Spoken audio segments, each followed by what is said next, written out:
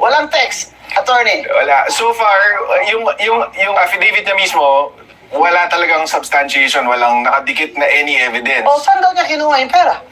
Well, sinabi niya, inabot daw sa kanya ni Colonel Dante La Chica, na So, dating OVP Security Officer. At Bakit daw sa kanya inabot? dahil parte nga daw siya ng grupo. Pero meron tayong testimony from Colonel Dante La Chica na hindi niya man kilala tong si Madriaga. At saan daw niya diniliver at kanino? Kung kani-kanino, meron daw sa parking lot ng Mega Mall, meron sa Ombudsman parking lot, meron sa isang mayor in Laguna na hindi naman pinangalanan, meron sa Novaliches, sa Santiago family, pero walang mga detalye, diba? At yung mga detalye na binigay niya, kunyari, meron siyang sinabi, dineliver niya sa Mega Mall parking lot, tapos white Vios daw na may 80 million ng laman.